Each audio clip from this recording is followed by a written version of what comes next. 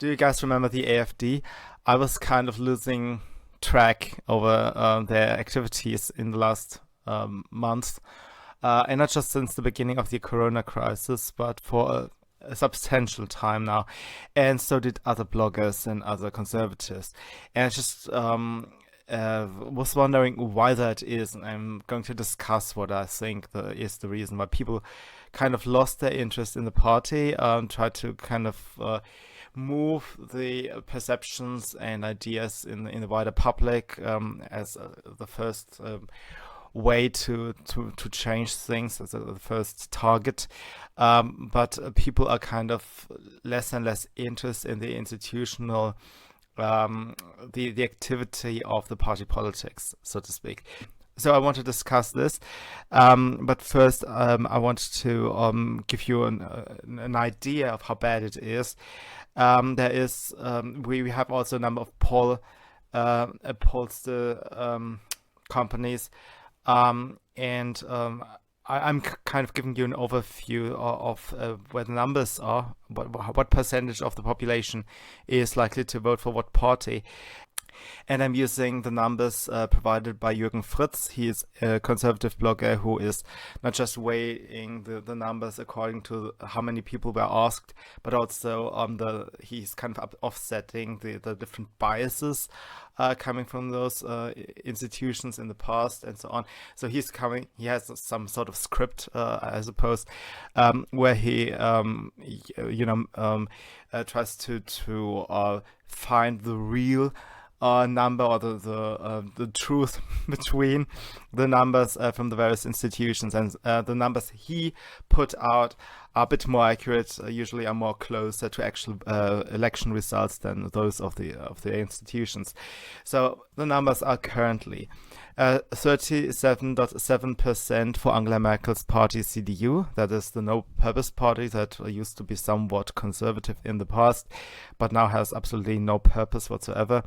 Then 16.9% of the voters would decide to support the Greens, the cultish Greens, which I think is disturbing. The Social Democrats would gain 16.6% of the voters if the elections were now.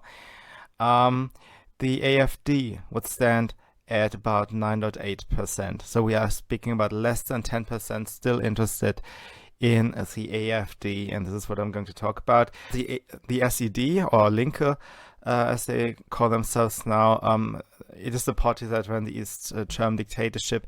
They stand at 7.5%.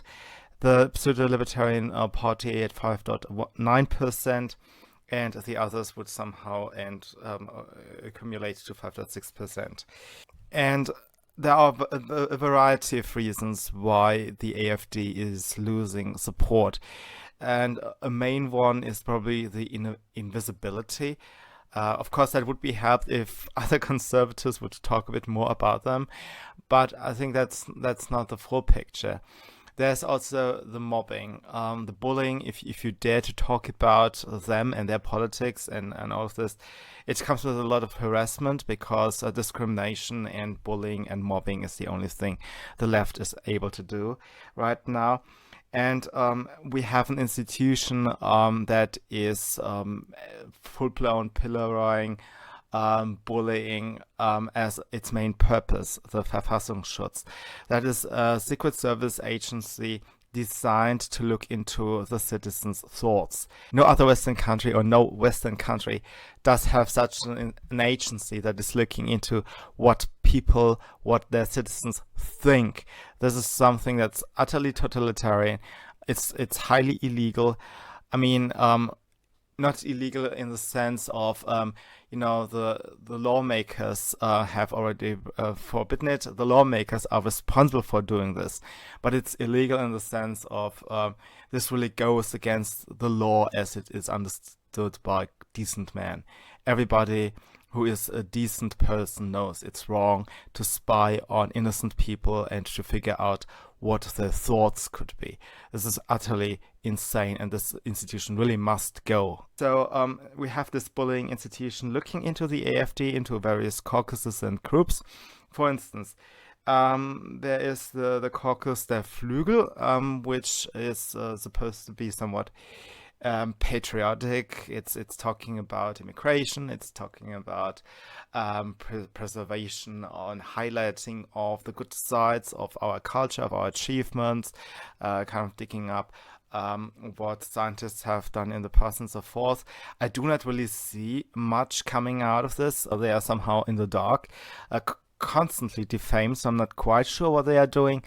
But the theory is that they are patriotic and, just want to kind of try to look into history in a three-dimensional way, not forgetting the dark sides, because every culture has very dark sides, and obviously German culture had. And not just the Third Reich, but, going on for hundreds and hundreds of years. The witch hunts, the Black Death pogroms that came the pogroms inspired by the Black Death, or as a revenge to the epidemic back then, and so forth. The War of 30 Years that killed almost every third person in this place. There were a lot of very terrible things, and in order to learn from history, you have to remember all of those, and not just one stretch of history, the dark Third Reich era. You also have to look into this, but to understand why that happened and what happened and what led up to this Nazi era. You have to look into history more broadly, into the good and the bad, and a patriotic group would actually kind of do that. At least that would be my understanding of how this could be done. In reality, I do not hear a lot from this Flügel, but I don't hear much anyway anymore. So this is the one caucus completely surveyed by Verfassungsschutz. Then the entire youth organization, Junge Alternative, so every youth group basically is under Verfassungsschutz surveillance. And also there are a lot of groups that are just conservative groups that are now harassed. I mean, this is not just surveillance, but they are publicly shaming people. You have lists on the internet naming people for wrongthing. Seriously, this is what the Verfassungsschutz does. It puts out reports and lists talking about people for thinking something they don't want to hear. It's insane. And on that list is Generation Identity. It's Martin Sellner, Brittany Pettibone, and the likes. On that list is the Institute for State Politics. That is a think tank. Also, I mean, somewhat middle of the road for my personal proclivities. I would even think of it as some really boring think tank. I don't know. Also under surveillance are the editors of the magazine Compact. I don't read Compact. I think that's kind of the magazine similar to Alex Jones' views. You have kind of logical stuff mixed with the frogs are gay and Alex Jones kind of craze. So the Verfassungsschutz is shaming the party itself and also the periphery. Also, the media is constantly shaming people for their contacts with one another, so isolating people from one another and shaming everybody. And that works quite well. Everybody is keeping distance from each other. Nobody is supporting one another. And this is a poison, I think, that destroys the party and is very effective. And of course, you can never look into every single person of a group and into the history of everything they have said. So you can't really whitewash an entire group. And if you're constantly asked to distance yourself, you're most likely to just do it. This is human nature, and this is actually how all dictatorships work. You get ostracized, or you ostracize others, and you participate in ostracism. Everybody does participate in ostracism. This is how we human beings behave. Before I want to go into the details of this, I want to say it is not really just the forces coming from outside picking on the party and destroying the people with their own psychology, because under stress they start to attack each other. It is not just that. It's also that the drive has really run out. It is not the enthusiasm that you remember from the Trump election campaign or from Brexit. Brexit that was full of memes and fun and jokes and people. There was an entire documentary talking about the nitty-gritty of the prohibitions and kind of stuff and the bureaucracy coming out of Brussels. So that energy, the energy is not nearly as high in the AfD as they are in other conservative movements, and that used to be different. There used to be a time when people were singing.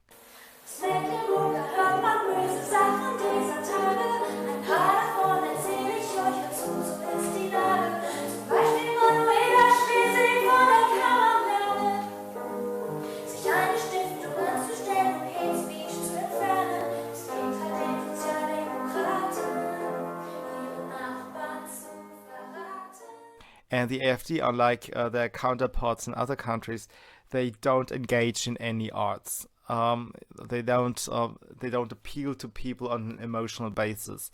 Of course, I could basically fill all the gaps, do something, but I do understand that there is a groundwork to be laid with a flow of information to the smart people before you can move that up into mass-driven engagement into arts.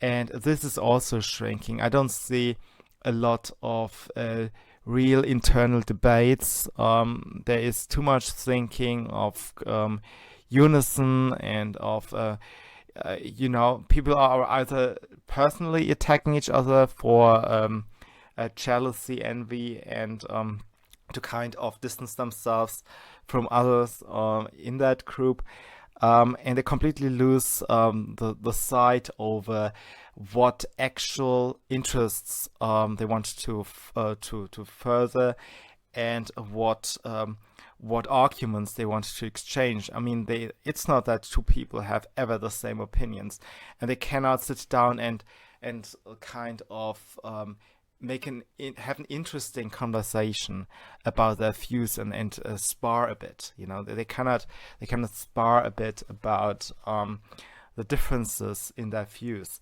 And of course, this is a cultural thing. We don't have a democratic culture. We had a short history of freedom spanning from the end of the Second World War until I don't know. It declined deeply from the Barack Obama years onwards, So this has not even been learned.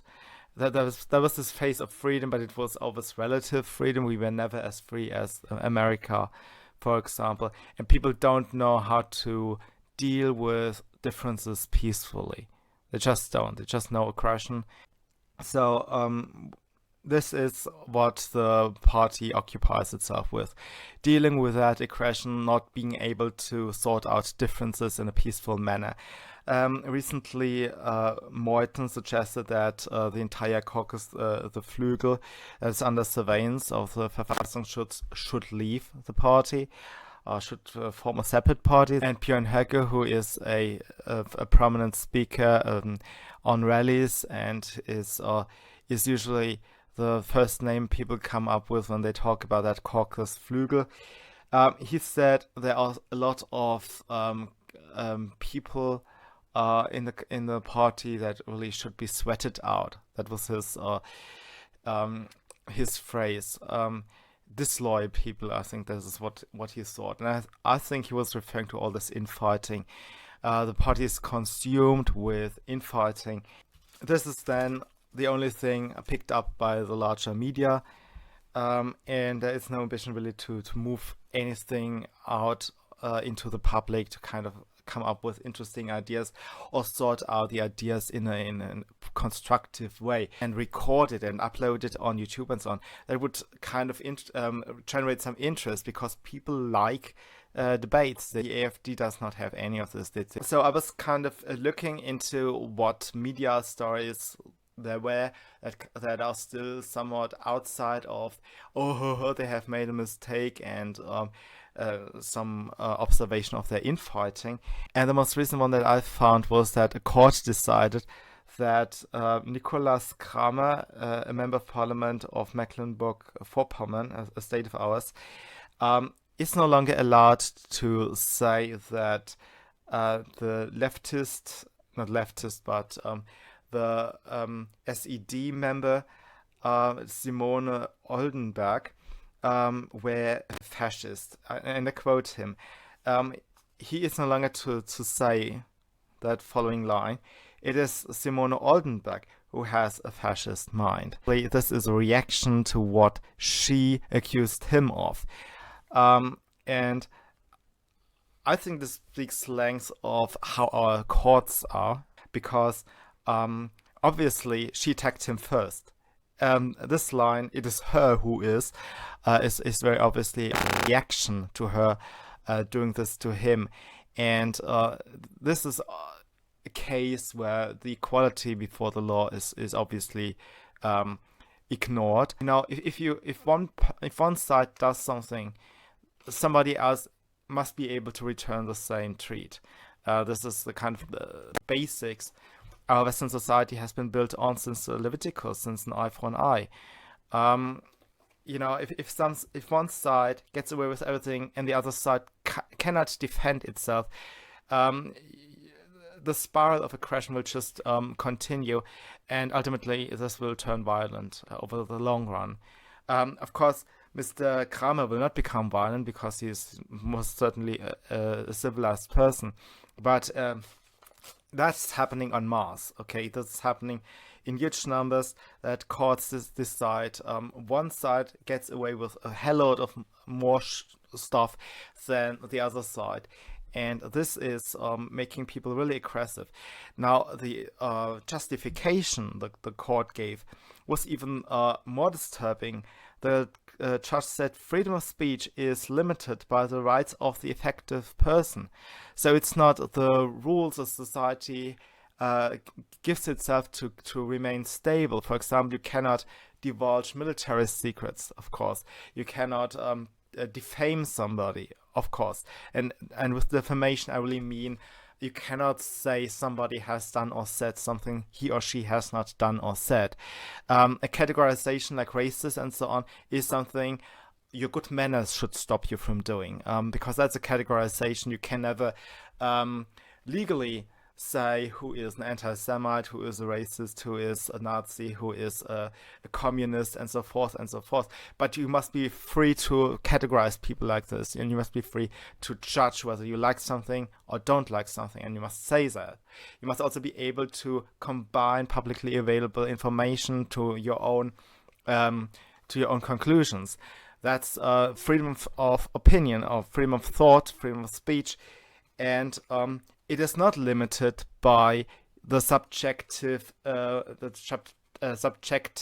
right of the affected person. No, the person does not matter. What does matter is that there are just some few exceptions where speech is illegal, but most speech must be free, and a state and a majority and a church and a religion does not come to decide what is still covered by free speech and what isn't.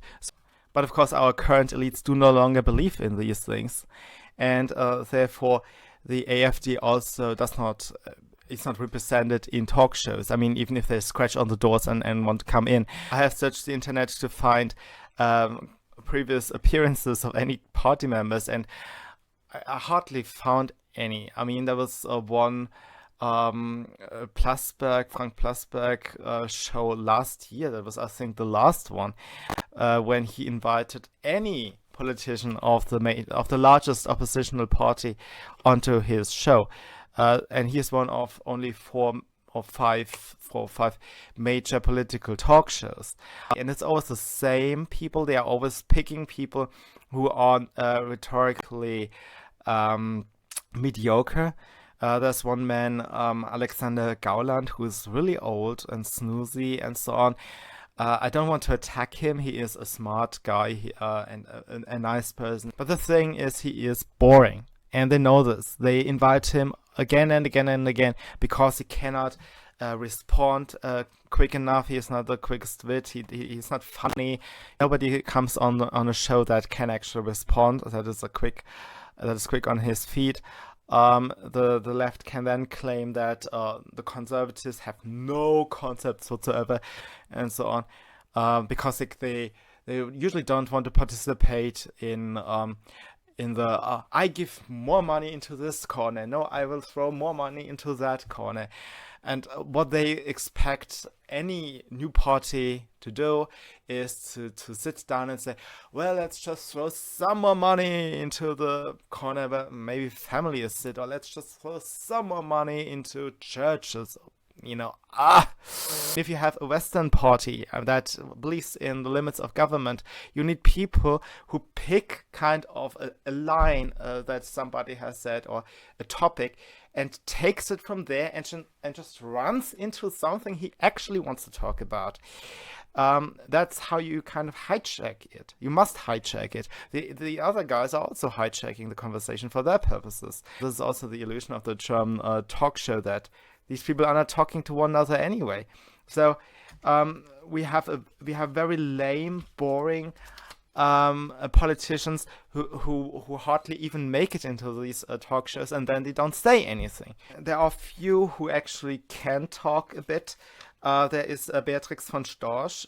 She has a very nice show, similar to Uncommon Knowledge by the Hoover Institute.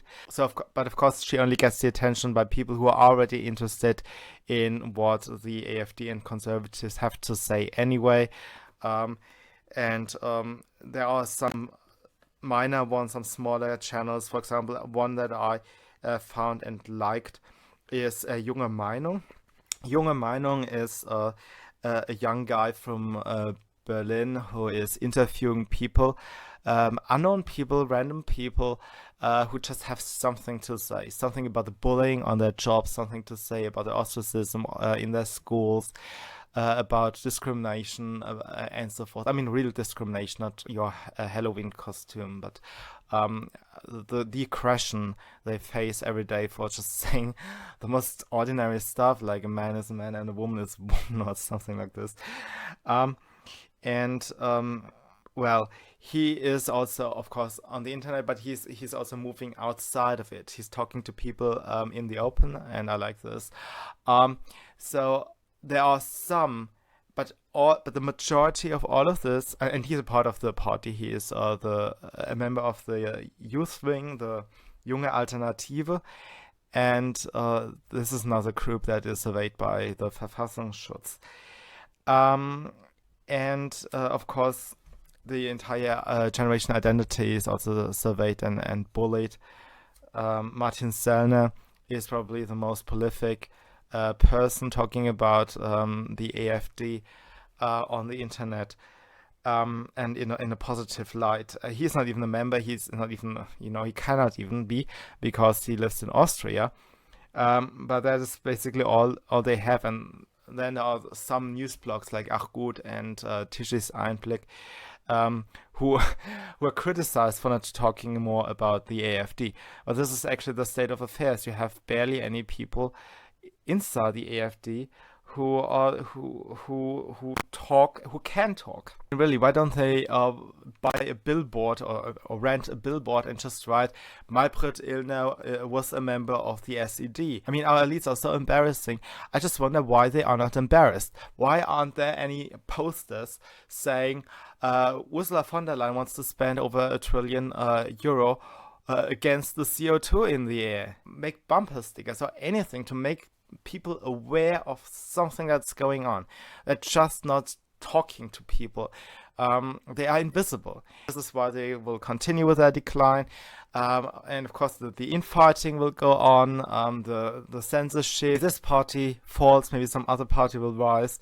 But I'm, very pessimistic right now. I hope actually they recover, but they are like they are. Right? That was it for today, and I see you soon.